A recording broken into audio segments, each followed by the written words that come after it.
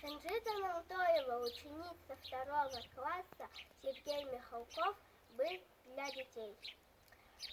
Летней ночью на рассвете Гитлер дал войскам приказ и послал солдат немецких против всех людей советских, это значит против нас.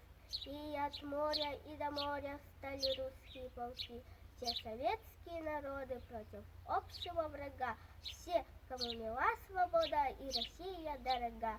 Не бежали и недели, шел в войне не первый год, показал себя на деле богатырский наш народ.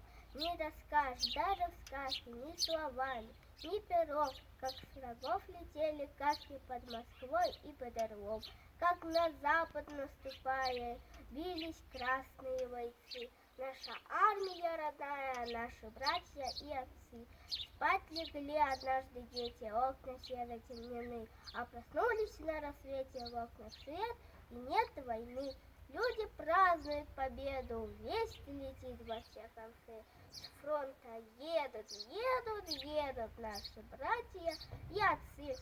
Слава нашим генералам, слава нашим адмиралам и солдатам рядовым. Слава павшим и живым, от души спасибо им. Не забудем тех героев, что лежат в земле сырой, жизнь отдав на поле боя за народ, за нас с тобой.